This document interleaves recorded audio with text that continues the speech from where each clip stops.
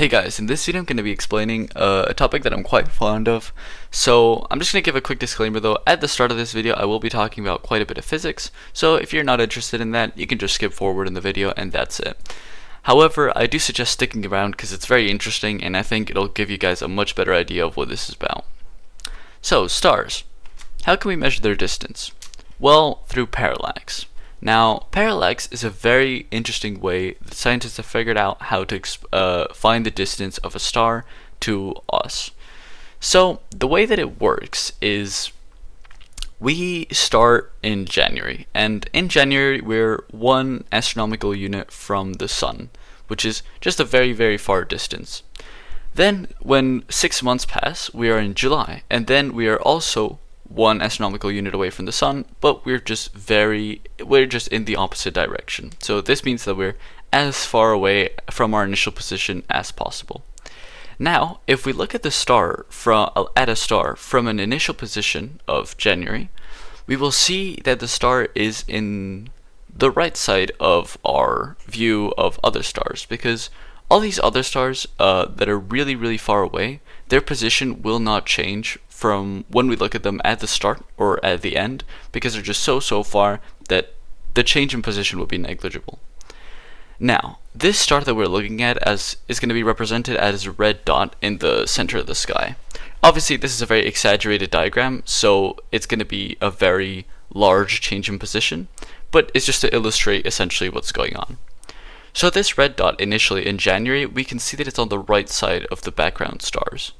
But then in July, it's on the left side of these stars.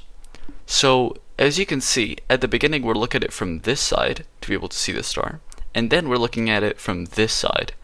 This change in position of where we're looking at it from, this angle rather, is known as the angle, and we measure it in arc seconds. This angle is actually really, really small. That's why we need a different unit for angles to be able to give a value. So essentially, when we have this angle of the difference between where a star is and where it is after 6 months, we can then do 1 over that amount to be able to get the distance in parsecs. This distance will be the distance between the star to our star, which is the sun.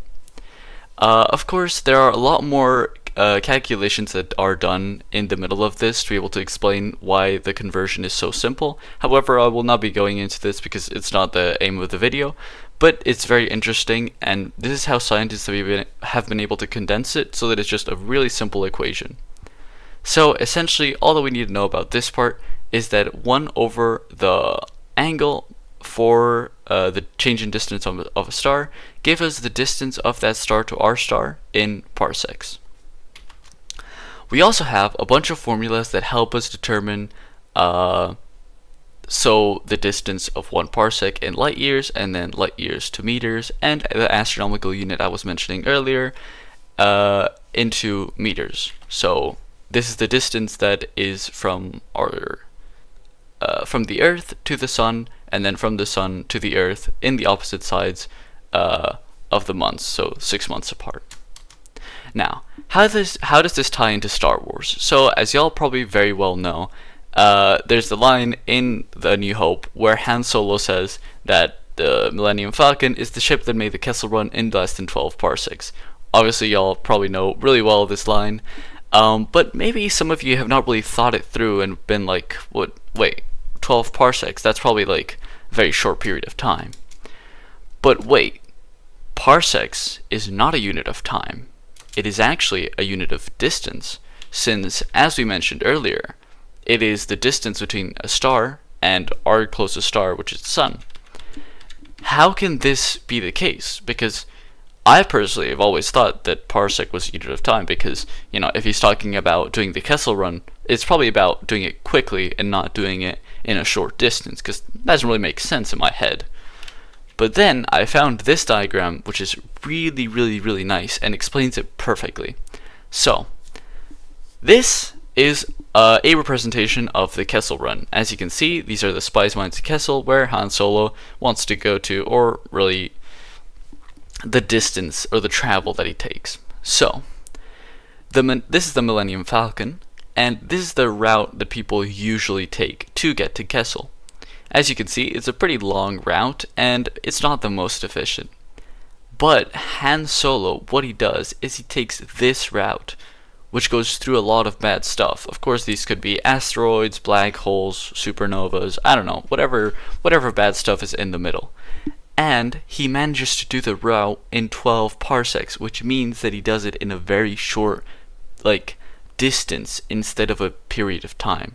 So the reason why the Millennium Falcon and the run is so impressive is because it did it in a very short distance, not in a very short period of time, since it had to dodge over all of these bad things to get to Kessel. Now, this also makes a lot more sense when you take into account the rest of the Star Wars scope, because I never really noticed this until someone talked to me about this, and it's that when we see the Millennium Falcon in a battle against TIE fighters or whatnot, I at least never realized that it really isn't that much quicker than any of the other starships. Obviously, light speed is a whole different topic, which I will not get into this video, but the speed of the vessel is not really that much faster than any TIE fighter or whatnot, so they have about the same speed. The big difference is the maneuverability of the Millennium Falcon, and that is what actually makes it all that impressive. So yeah, that's essentially it. It's very, very cool that what really makes it the Millennium Falcon such a cool starship is the fact that it can maneuver a lot and not really the speed, which I think just completely blew my mind when I really understood this for the first time, and I just wanted to share it because it's really, really cool. Now, as a little bonus thing at the end of the video, this also means that we can calculate the amount of distance that the Kessel Run takes, because as you may recall, we know that 1 parsec is a certain amount of light years, and a certain amount of light years can be converted into meters. So this means that we can actually determine the distance of the Kessel Run, which I think is just really cool that we can also do that thanks to physics and the fact that George Lucas had a pretty good idea of what the Star Wars universe was going to be. So these 12 parsecs that we initially have from Han Solo's line, we can multiply times 3.26 to get it into light years. These conversion factors we're going to be using are quite simple, luckily, so no hard maths are needed to be done. It's just pretty simple stuff.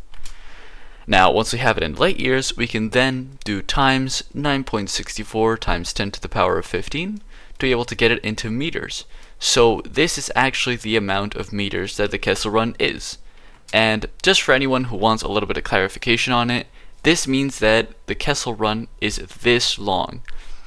This amount of meters long, which is absolutely insane and really explains why lightspeed is the way to go in the Star Wars universe, because doing this in any kind of other method would be extremely long period of time. So yeah, this is essentially it. Now if you want to brag to all your friends that you know how how long the Kessel Run is, you can, and I hope that this gives you a really nice grasp on how Star Wars works, because when I figured this out, I think it was such a cool thing, and I hope that you all have the same kind of enjoyment from it and really appreciate it as much as I did. But yeah, I hope you all enjoyed this video, and see ya.